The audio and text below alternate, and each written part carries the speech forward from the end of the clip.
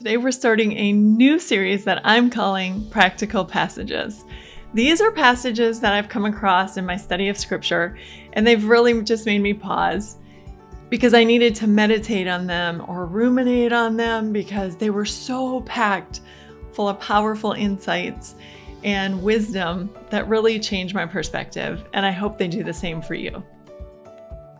Hey, it's Amber, wife, mother, type A child of God. Here are little things we look at everyday issues from a biblical perspective with one simple goal: to know and love God more. Thanks for listening.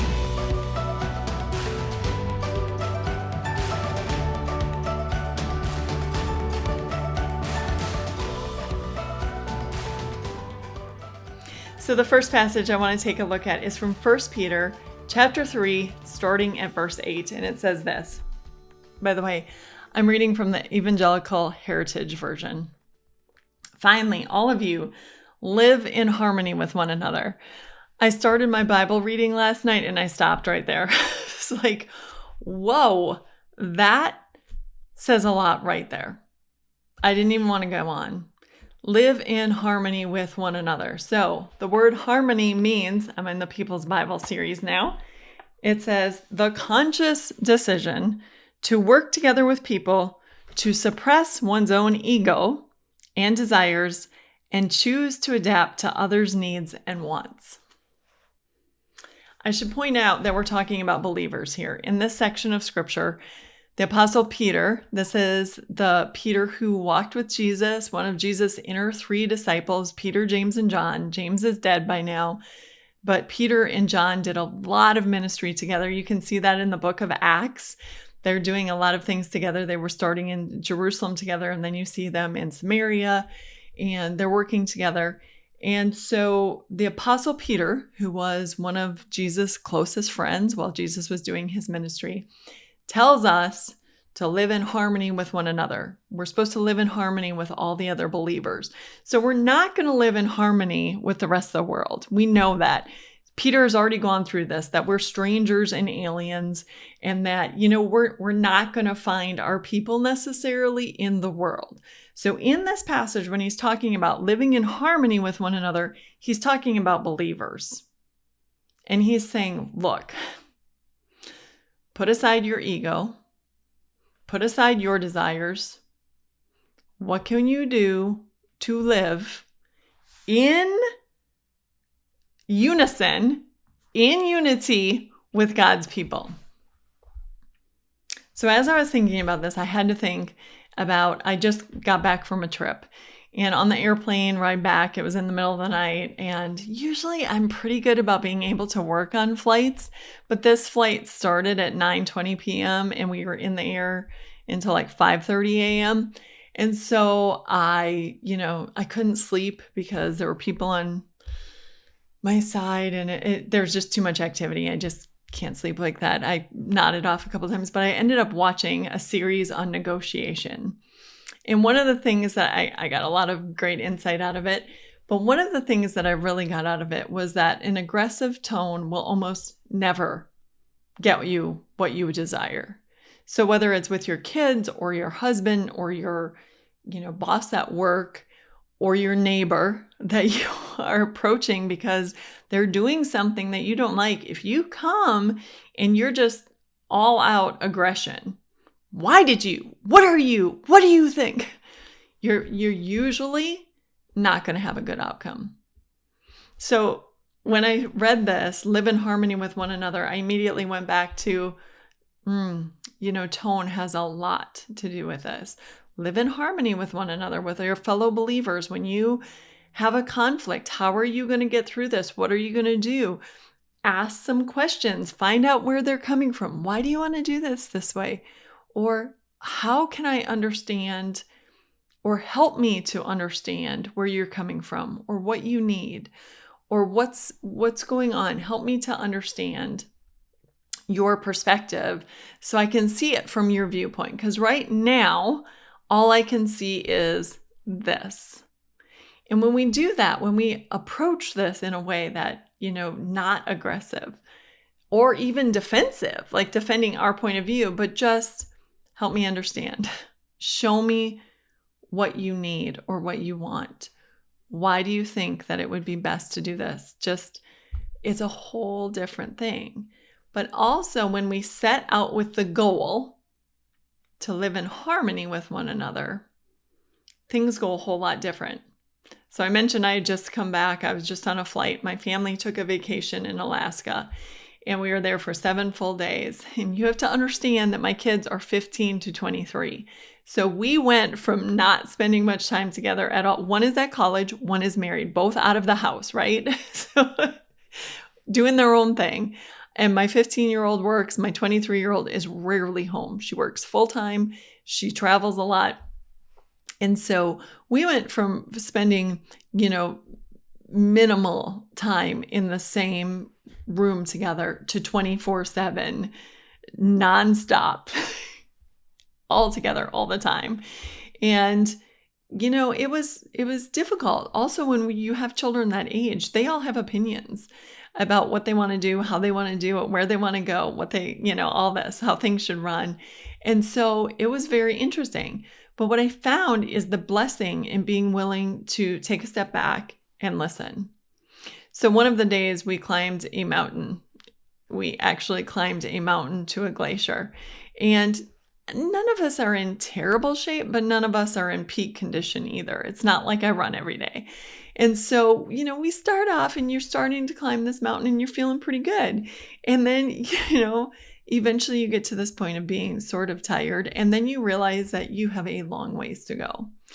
And we just learn to encourage one another, because at any point, any one of us was at the point that we were ready to give up. And unless we kept just encouraging one another, like, we can do it, come on guys, we've got this, or keep going, you're doing great, we wouldn't keep going. And one of the reasons that we did keep going, we all admit it, we all said, is that we hired a guide to take us. And he was phenomenal. He was super cheerful. He knew the mountain well. And he would, he just kept us going. And my husband at one point said, there's a hiker's high and there's a hiker's low. And I am definitely at the hiker's low right now. And we were able to then, first of all, we all laughed about it, but then we're able to say, come on, we're almost there. We can do it. And it was a phenomenal experience. There was another point too, where we had gone to lunch, a very late lunch at a certain restaurant that someone had recommended to us. It was a phenomenal experience. We had a great lunch. And the waitress there said, oh, you should go do this. I was just there. It's really great. You should do this. So we had out to do this activity that she said to do. And what should have been like a 45 or 50-minute drive ended up being an hour and a half, because we were in Alaska and it was snowing. And so the roads, we couldn't go very fast. It was 45 miles an hour instead of the 60 that it could have been. And so it took so long to get there. And then we went in this ice palace where we froze. We were wearing parkas that they gave us, but still my feet were freezing. And the next thing we were going to do is get in hot springs, like with our swimming suits. And there was no part of me that wanted to go from frozen amber to being in my swimming suit and walking outside in the cold where it was snowing to get into the hot springs. But because my family was there and they're like, Mom, this is going to be great. Like, we just have to do this. And honestly, you first leave the locker room and there's a hot tub right there. So I got in the hot tub right away, and it felt good. And I was just fine to stay there. And finally, my son said to me, Mom, 15 seconds from now, we're getting up and we're going outside. And I'm like, okay, here we go. But it's that not worrying about your own desires, but putting others' desires and listening to other people. And if we do that, we can go so much further than we would go on our own. I would have never gone into that hot springs. And it was a phenomenal experience being in the hot water with the snow coming down on us. Like, it was great, but I wouldn't have done it. So think of what we can do when we encourage and decide to live in harmony rather than make a big deal about everything or find fault or excuses, or just immediately turn to, no, I'm not, or I can't, or I don't want to. Okay, we're going to read on. So Peter continues, show sympathy, brotherly love, compassion, and humility. Do not repay evil with evil or insult with insult. Instead, speak a blessing because you were called for the purpose of inheriting a blessing. We're going to pause there because there's so much there again. I want to go through and break down these words. So, sympathy, the conscious decision to be interested in someone else's problems instead of just your own. So, whatever you have going on in your life, putting that aside and saying, how can I help you? Or what's going on? Is everything okay? Putting aside your own concerns and showing concern and being interested in other people. Love, the conscious decision to be willing to go out of your way and give of yourself in order to bring good things to someone else. Compassion, the conscious decision to open up your heart and feelings to another's pain and trouble, to be tender and merciful with people. Humility, the conscious decision to think less of yourself and more of other people. Do you hear a resounding theme? Not me, you. What's happening with you? What's going on? How can I help you? How are things going? Thinking less of yourself, more of other people. Right there. Man, if we could just do these things, life would be so much better in our churches, in our neighborhoods, with other believers, in our families. Wow. And then the last thing that Pastor Jeske, who wrote the People's Bible series on Peter, said is gentleness, is the conscious decision not to play the payback game, but rather to put away all thoughts of revenge and return words and actions that are kind. So even if someone says something snippy to you, you don't respond by being snippy. Instead, you respond with kindness, which is exactly what is said in the very next line. Don't repay evil with evil or insult with insult. So even if someone says something snappy, aggressive, mean, insulting to you, keep your composure and speak blessing. Not insult, blessing.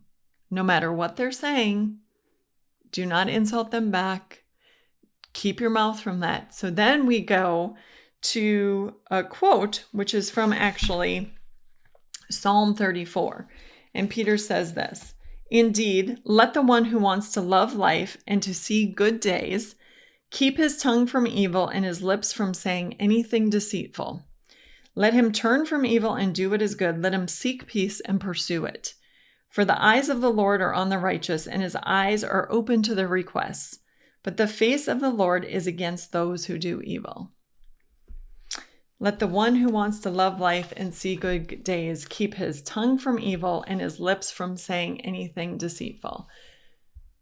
Tongue from evil. First of all, that means don't gossip. So I don't care what you've heard from somebody else. It's not your news to share. You don't need to spread it. Just let it stop with you. Do not slander. Do not talk to other people about other people unless you are saying something wonderful about them. I love to tell other people how wonderful my friends are. I love to tell people how kind my husband is. I love to tell people about the good choices that my children are making. What I don't want to do is call you or email you or text you and tell you so-and-so said this. Or you know what? So-and-so really is this terrible of a person. Or you'll never guess what so-and-so did now. Let it stop with you. Without fire, a wood goes out. Without gossip, a quarrel goes out. That's what we're told in the Proverbs. So let's just not be the person who lets our tongue speak evil. Let it stop with you. Don't be deceitful. I have talked about this before, so I'm not going to go in depth in this when I talked about giving false testimony, the 8th commandment. I talked a lot about, being deceitful and how exaggerating is deceitful. So every time you say, every time, or he always does this, or she never does this, or, those exaggerations are deceitful. And they're meant to color things in our favor. And it's just, don't do that. Don't do that. Don't make a story more colorful to make you look at, better, in a better light. Don't do that. Just keep the facts true. Keep everything truthful. And if you don't know the truth, then don't say it. Find out the truth. What are we supposed to do? Seek peace and pursue it. Now, this is important, and I love this so much. Seek means to attempt to find. Pursue means to follow in order to obtain or to catch.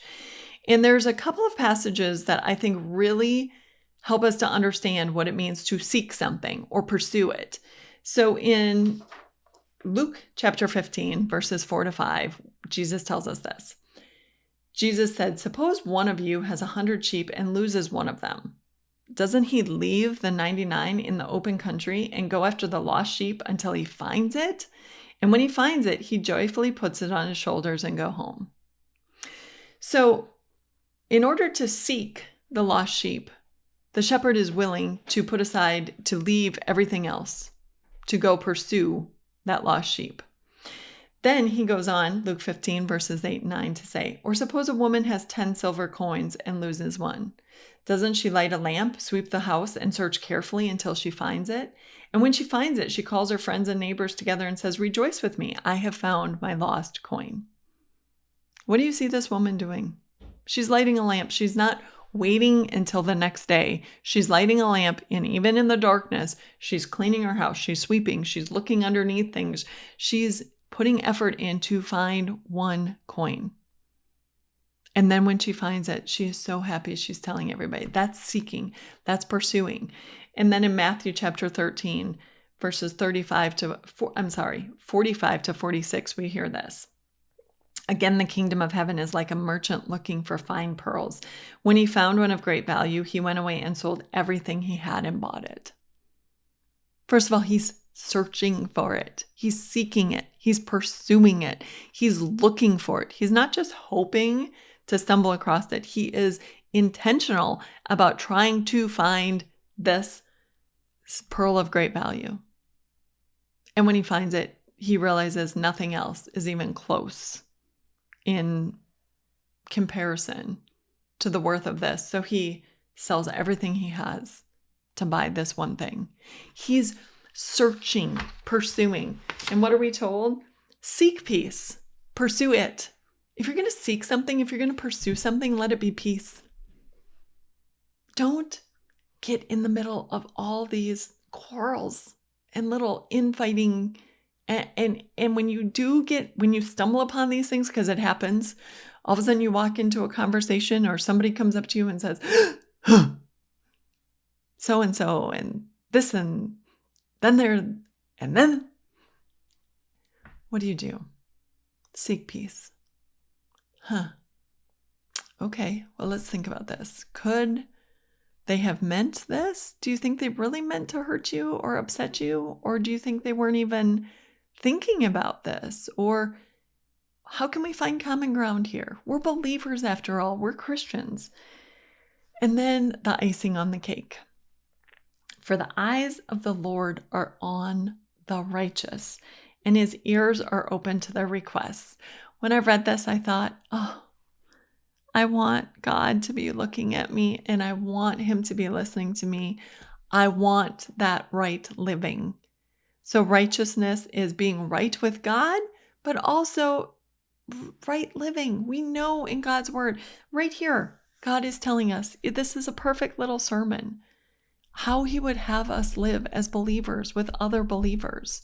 He's telling us what he wants from us.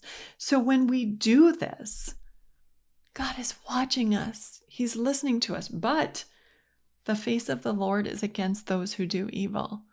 Look, when we're just the opposite of this, when we're causing trouble, when we're stirring up and stoking people's tempers, when we're gossiping, causing problems, causing these little infights among believers, man, the face of the Lord is against us.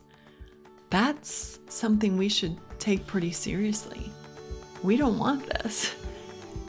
So this little passage, just 4 verses in 1 Peter 3 are worth our meditation to really say, what does God want from us? How does He want us to live?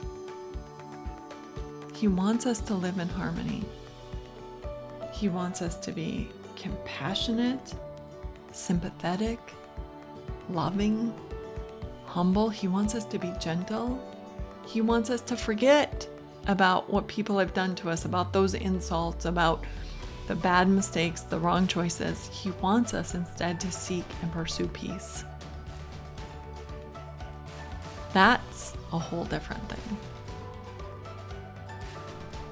I don't know if you got as much out of this as I did, but this is something I'm going to be pondering for quite a while. This has been Little Things, because in God's kingdom, the little things are the big things.